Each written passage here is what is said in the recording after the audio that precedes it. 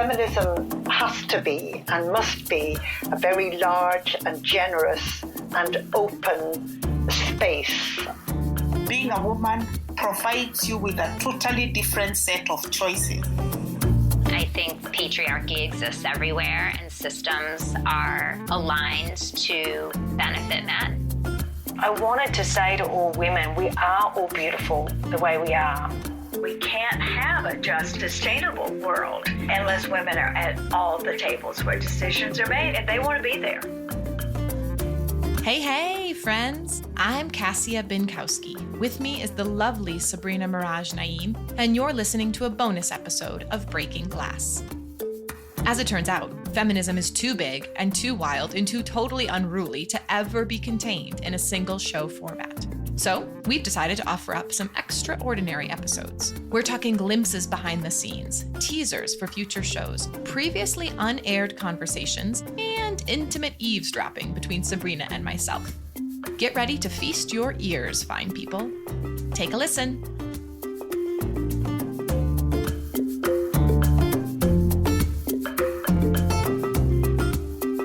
Hello, Cassia. Hello. What we wanted to do was address some of the questions that have been coming our way around who are you?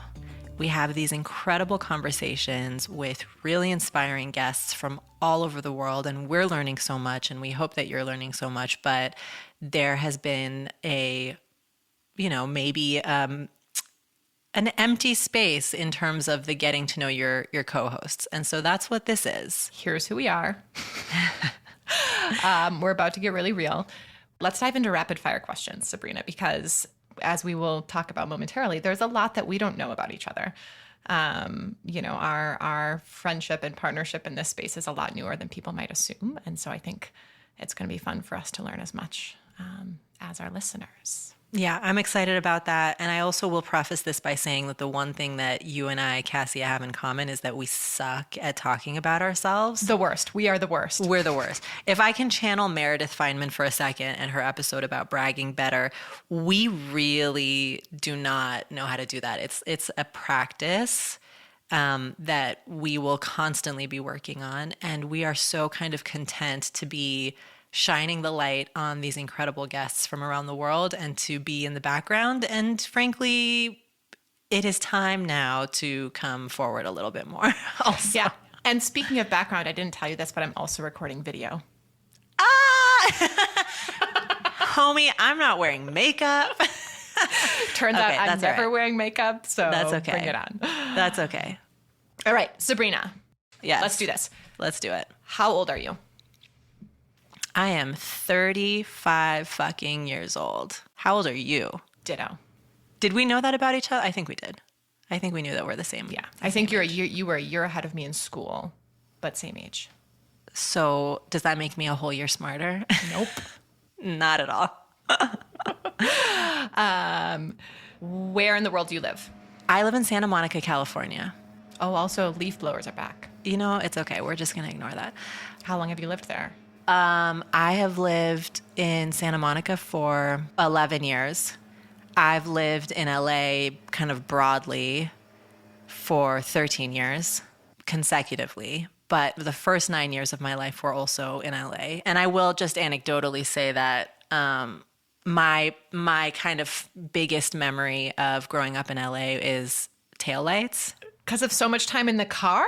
Yeah, we spent so much time. I lived with my family in Bel Air, and we had to go every morning over the hill to the valley for school.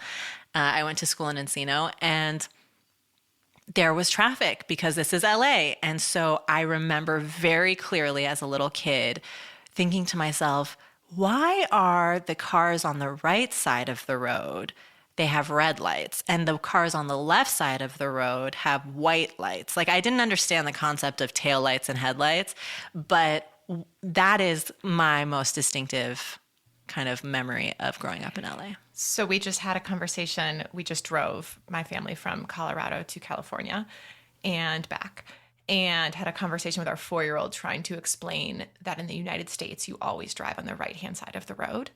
And he kept pointing out the window and he'd be like, but no, Mom, there's cars on the left. Like I see the car. And I was like, but it's always your right. So smart. Really complicated concept. Yeah, confusing thing to have to explain. Yeah, so I've been living in Southern California for the biggest chunk of my life, but I grew up the formative years in Denver, which leads me to... Which is not far from where I live. Which is? The beautiful, beautiful Boulder, Colorado. But that's not where you're from. I'm from Wisconsin, Madison, Wisconsin originally. Went to school, went to my first year of college in Connecticut. Had toured Boulder and had decided that like, I should go smaller. I don't need a big party school. Like tiny little liberal arts college will be nice. Went to Connecticut, which had 2,000, Connecticut College, so 2,000 kids. Super tiny, loved it. Also knew I needed to get the fuck out and could not live in New London, Connecticut for more than those 8 months or 10 months, however long a school year is. And transferred to Boulder. And so I've now done time on both coasts since then, but been back here in Boulder for like 12 years. I'm also a transferee, actually. Really? So I started out at the University of San Francisco, which is a small Jesuit university. I thought I wanted to be in a big city. I didn't care how big the college was. That was a mistake in retrospect. Because it was also, I think, no more than 2,000. I think maybe 2,000 for undergrad and grad school combined. But it was right in the heart of San Francisco, and I thought that would be really cool. And it was, I think I actually would have liked to have more of a campus experience in retrospect. But I was there for 2 years. I studied abroad in Tel Aviv for a full year, and then I transferred back to DU, University of Denver. For your last 2 years. Yeah, so which if you're doing the math, it means that I was undergrad for 5 years. And the reason for that is I had to actually, so at the time there was a travel warning on Israel. Okay. And there weren't any universities that were sending their students to Israel for undergrad, which pissed me off because I am someone who knows that country pretty well. And I knew that it was safe and okay. And, you know, media wants to spin it. Yeah. Spin it however media spins it. And I really wanted to go.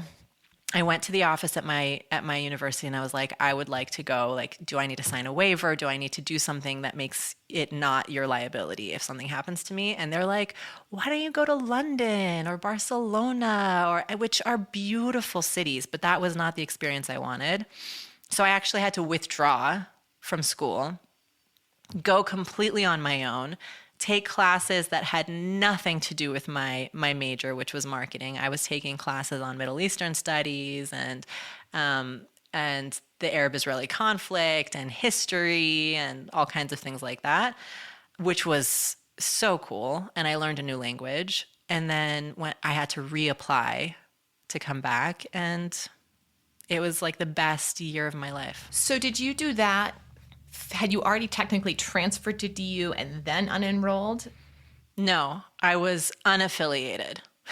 But that was still like the negotiation was with San Francisco. The negotiation was with San Francisco. And then when I left, I was like, F you, I'm not coming back. Yeah. And then I had to apply to DU. And I ask only because it makes me like, I wish I would have, and therefore I think everyone in the world should, because that's really egotistical.